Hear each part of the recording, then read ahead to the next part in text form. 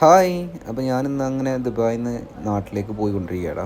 അപ്പോൾ ഫ്ലൈറ്റിൽ നിന്ന് ചെറിയൊരാഗ്രഹം, ആ മേഘങ്ങളൊക്കെ ഒന്ന് കണ്ടപ്പം ജസ്റ്റ് ഒരു ക്ലിക്ക് ചെയ്താലോ. അങ്ങനെ മേഘങ്ങളും കാര്യങ്ങളെല്ലാം വീഡിയോ എടുത്ത് ഇതാ നാട്ടിലേക്ക് എത്താറായിട്ടോ. നാട്ടിൽ ഫ്ലൈറ്റ് ഇറങ്ങി ഞാൻ നേരെ വീട്ടിലേക്ക് എത്തി.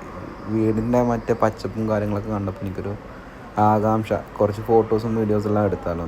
പിന്നെ ഞാനെടുത്ത് 16 Pro Maxൻ്റെ ക്വാളിറ്റിയും കൂടി ചെക്ക് ചെയ്യാൻ വേണ്ടിയിട്ടായിരുന്നു. അപ്പം അത്യാവശ്യം ക്വാളിറ്റി ഉണ്ട് കേട്ടോ വീഡിയോസ് എല്ലാം.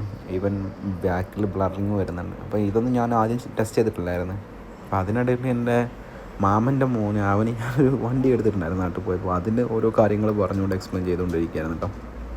അപ്പോൾ അവനും വേണം വീടും കാര്യങ്ങളും ഷൂട്ട് ചെയ്തിട്ട് അതിൻ്റെ ക്വാളിറ്റി കാര്യങ്ങളും ചെക്ക് ചെയ്യുക. അപ്പോൾ അങ്ങനെ അവൻ്റെ കയ്യിൽ ഫോൺ കൊടുത്ത് അവന് വീഡിയോസും കാര്യങ്ങളും ഷൂട്ട് ചെയ്ത് ചെക്ക് ചെയ്തിട്ട് ഓരോ കാര്യങ്ങളും എനിക്ക് എക്സ്പ്ലെയിൻ ചെയ്തു തരും കേട്ടോ. ശരിക്കും പറഞ്ഞാൽ നല്ല അത്യാവശ്യം ക്ലാരിറ്റി ഉണ്ട് കേട്ടോ 16 Pro Maxന്. അതിനിടയിൽ എൻ്റെ വേറൊരു മാമൻ്റെ മോൻ വന്നിട്ട് കുറച്ച് വീഡിയോസിന് പോസ്റ്റ് ചെയ്തിട്ടോ. അപ്പോൾ അവനോട് മറ്റവനെ എക്സ്പ്ലെയിൻ ചെയ്ത് കൊടുക്കുക, എടാ മണ്ട ഇത് വീഡിയോ ആണ്, അതിൻ്റെ ബാക്കിൽ നിന്ന് കഴിഞ്ഞാൽ ബ്ലറാമെന്ന് പറഞ്ഞിട്ട് എക്സ്പ്ലെയിൻ ചെയ്ത് കൊടുക്കുക. അങ്ങനെ അതെല്ലാം കഴിഞ്ഞ് ഞാൻ ശരിക്കും പറഞ്ഞാൽ എനിക്ക് നാട്ടിലാകെ 10 ഡേയ്സ് ലീവ് ഉണ്ടായിരുന്നുള്ളൂ. അപ്പോൾ അത് കഴിഞ്ഞ് എനിക്ക് ട്രിപ്പ് പോകണമെന്നുണ്ടായിരുന്നു. അപ്പോൾ ഞാൻ എൻ്റെ കൂട്ടുകാരൻ കൂടെ പ്ലാൻ ചെയ്ത് ഞങ്ങളങ്ങനെ ട്രിപ്പ് പോയി. ഇത് ഞങ്ങൾ ശരിക്കും പോയതെന്ന് വെച്ചാൽ വാൽപ്പാറ, തമിഴ്നാട്, ആതിരപ്പള്ളി എന്നൊക്കെയായിരുന്നു പ്ലാൻ ചെയ്ത് പോയിട്ടുണ്ടായിരുന്നു. അത് എനിക്ക് തോന്നുന്നു ഏതൊരു വെക്കേഷൻ ടൈമായിരുന്നു. അങ്ങനെ ഞങ്ങൾ അവിടെ എത്തി. പക്ഷേ ഞങ്ങൾക്ക് റൂമോ കാര്യങ്ങളൊന്നും കിട്ടില്ല കേട്ടോ. റോഡെല്ലാം എനിക്ക് ഭയങ്കര ഇഷ്ടമായി. കാരണം ഞാൻ 5 വർഷത്തിന് ശേഷമാണ് നാട്ടിലെത്തുന്നത്. അപ്പം കുറേ മാറ്റങ്ങളെല്ലാം സംഭവിച്ചിട്ടുണ്ട്. അങ്ങനെ ഞങ്ങൾ അവിടെ എത്തി. ഞാൻ ഫസ്റ്റ് പറഞ്ഞാൽ നമുക്ക് ആതിരപ്പള്ളി കാണാം. Athirappilly really beautiful. ശരിക്കും ഞാൻ എൻജോയ് ചെയ്തിട്ട് ആതിരപ്പള്ളി. ഒരുപാട് കാലത്തിന് ശേഷമാണ് ഞാൻ ആതിരപ്പള്ളി വെള്ളച്ചാട്ടമെല്ലാം കാണുന്നത്.